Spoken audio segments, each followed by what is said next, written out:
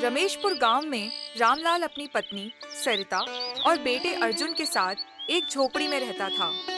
वह रामनगर के बाहर स्थित एक फैक्ट्री में काम करता था।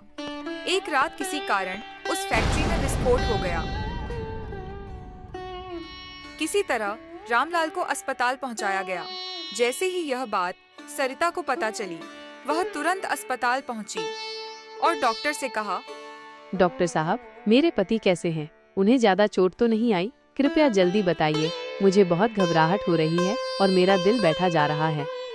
इनका शरीर आग में काफी जल गया है और इनकी हालत धीरे धीरे बिगड़ती जा रही है। इन्हें जल्द से जल्द सर्जरी की जरूरत है। कृपया जल्दी से रुपयों की व्यवस्था करें। डॉक्टर साहब, सर्जरी में कितना रुपए लगेंगे? आपके पति की सर्जरी के लिए 5 लाख रुपए लगेंगे। यदि 3 घंटे के अंदर सर्जरी नहीं की गई तो स्थिति गंभीर हो सकती है। कृपया जल्द से जल्द ये राशि कैश काउंटर पर जमा कर दें। डॉक्टर साहब, हम बहुत गरीब लोग हैं। सूखी रोटी खाकर किसी तरह गुजारा करते हैं। 500 भी हमारे लिए 3 लाख के बराबर है। हम भला 5 लाख की व्यवस्था कैसे करेंगे? तो एक काम कीजिए, आप अपने मरीज को अपने घर ले जा सकती हैं। अगर आपको उनकी जान बचानी है तो जल्द से जल्द 5 लाख जमा करना होगा।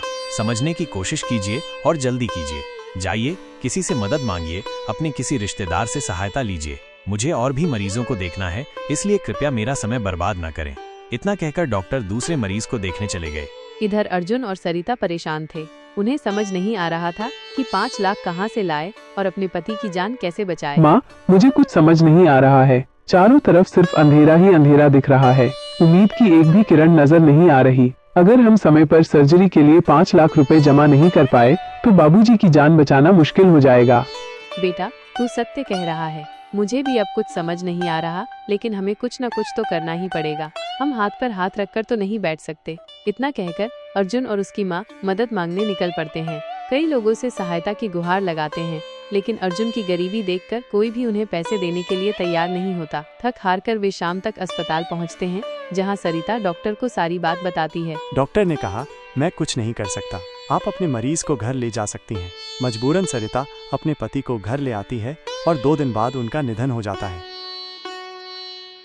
बेटा, आज तेरे पिताजी की मौत सिर्फ 5 लाख ना होने के कारण हुई है। अगर आज हमारे पास इतने पैसे होते तो शायद वे हमारे साथ होते, हमें यूं छोड़कर न जाते। इसलिए बेटा, तुझे इतना पैसा कमाना है कि किसी को भी पैसे की कमी के कारण अपनी जान न गंवानी पड़े। धीरे धीरे समय बीतता है। अर्जुन कई जगह नौकरी की तलाश में जाता है, लेकिन उसे कहीं भी नौकरी नहीं मिलती। एक दिन जब वो रास्ते से गुजर रहा होता है तो देखता है कि एक वृक्ष के नीचे एक साधु महाराज ध्यान मग्न बैठे हैं। तभी एक काला नाग उनकी ओर बढ़ने लगता है। अर्जुन यह देखकर तुरंत आगे बढ़ता है और सांप को वहां से भगा देता है। तभी साधु महाराज की आंखें खुल जाती हैं। उन्होंने सांप को दूर जाते देखा और फिर अर्जुन की ओर देखकर बोले, धन्यवाद बेटा, आज तुमने मेरी जान बचा ली। आओ मेरी कुटिया में चलकर बात करते हैं।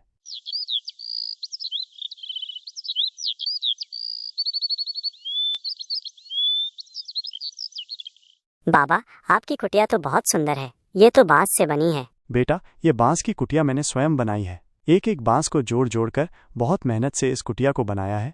बाबा, क्या मैं यहाँ कुछ दिन रह सकता हूँ? हाँ हाँ बेटा, बिल्कुल रह सकते हो। अर्जुन उन साधु बाबा के साथ ही रहने लगता है और उनकी बहुत सेवा करता है। वहाँ पर अर्जुन ने बांस का घर बनाना सीखा। एक दिन साधु बाबा अर्जुन से बोले, अर्जुन बेटा, अब मुझे यहाँ से दूसरे स्थान पर जाना है। अब तुम्हारा घर जाने का भी निश्चित समय आ गया है।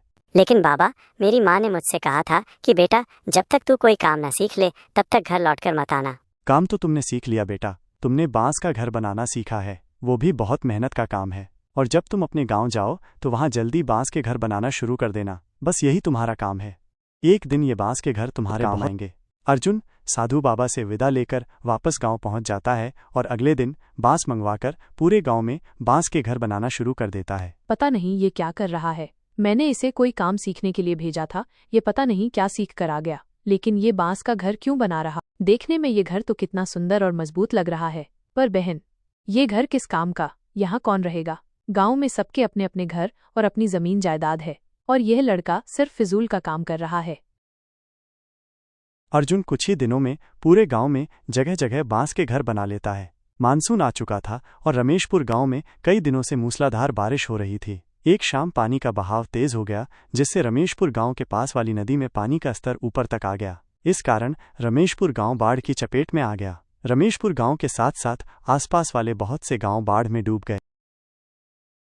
अर्जुन मुखिया के गांव पहुंचता है। 1 महीना गुजरता है। अर्जुन सबके लिए बांस का घर बना देता है। बाढ़ का खौफ सबके मन से निकल जाता है। लोग खुशी खुशी रहने लगते हैं।